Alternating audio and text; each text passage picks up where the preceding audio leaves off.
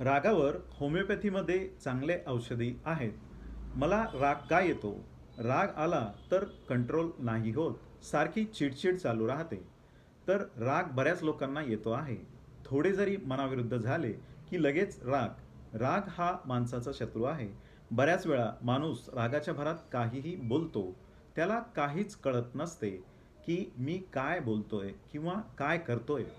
नंतर एखाद्या वेळी पश्चाताप होतो. पण काय उपयोग? वेळ निघून गेल्यानंतर.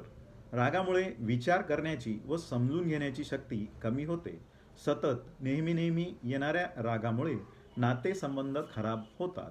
कुटुंबामध्ये तेढ निर्माण होते. नाते दुरावतात. बऱ्याच वेळा जो रागीट व्यक्ती आहे त्याला कुटुंबातील लोक टाळायला लागतात, अवॉइड करायला लागतात.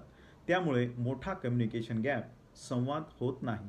म्हणूनच घरातील व्यक्तीची घुसमट व्हायला लागते. मग घरातील गोष्ट बाहेर शेअर करणे होते. जर बाहेरील व्यक्ती चांगली असेल तर ठीक, नाहीतर उपायाचा अपाय होतो आणि चांगली व्यक्ती जास्त प्रॉब्लेममध्ये येऊन जाते. अशातच काही चुकीचा किंवा टोकाचा निर्णय घेतला जातो, ज्याचा फार वाईट परिणाम आपल्या समाजात दिसत आहे. जसे की व्यसनाधीनता, नैराश्यता, उदासीनता व यामुळे आलेले आजार. तसेच मुलांमध्ये, विद्यार्थ्यांमध्ये अभ्यासात कॉन्सन्ट्रेशन, एकाग्रता न होणे, त्यामुळे परफॉर्मन्स कमी होऊन मार्क कमी पडणे.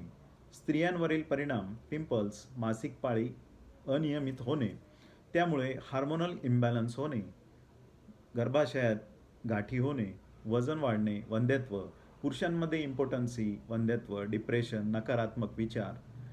तसेच या सगळ्यावर तुम्ही केलेल्या रागाचा इतका परिणाम होतो की माणसाला जीवन आयुष्य नकोसे होते. त्यामुळे आत्महत्येच्या विचारापर्यंत माणूस जातो. तर हे सगळं टाळायचं असेल तर मी काय उपाय करू? जेव्हा राग आलेला आहे त्या क्षणी विचार करा, राग तर मला खूप येतोय कारण समोर असं काही घडलंय आणि ते थांबत नाहीये. विचार करा की मी आता रागावतोय, मला कंट्रोल नाही झाले, मी पण रागाने बोलतोय. हे इमॅजिनेशन करा. हे सगळं इमॅजिन करा. मी रागाने बोलतोय, शब्दाने शब्द वाढले, जे मनात नाही ते बोलून गेलो, एकमेकांना हर्ट केलं, अबोला दुरावा निर्माण झाला. फायदा काय झाला, तात्पर्य काय, हा पण विचार करा. समोरची व्यक्ती तर चांगली आहे, मग आज असे काय घडले, काय झाले? नक्की काहीतरी टेन्शन असेल म्हणून चिडचिड, राग करत आहे. तुम्ही शांतच आहात, पण आतल्यात तुम्हाला राग येतोय. मग थोड्या वेळाने समोरची व्यक्ती शांत होते. पश्चाताप व्हायला लागतो की मी उगाच चिडचिड केली. तर रागामुळे सगळ्यात जास्त नुकसान कोणाचे होते? जो स्वतः राग करतो त्याचे सगळ्यात मोठे नुकसान होते. त्याचा स्वतःच्या शरीरावरती खूप मोठा परिणाम होतो. तसेच मनावरती पण परिणाम होतो. समोरचा व्यक्ती दुरावतो, हे दुसरं सगळ्यात मोठं नुकसान. तसेच प्रोडक्टिव्हिटी कमी होते. रागाचं व्यवस्थापन करा. राग ही एक चांगली एनर्जी आहे. त्याला प्रॉपर डायव्हर्ट करा. स्वतःची प्रोडक्टिव्हिटी वाढवा. तर अशा रागावर कंट्रोल करायचे असेल तर होमिओपॅथीमध्ये चांगली चांगली औषधी आहेत. जसे की चामोमेला, बेलाडोना, अर्जेंटम नायट्रिकम, ऑरममेट, मर्कसॉल, वेरेट्रमाल्बम.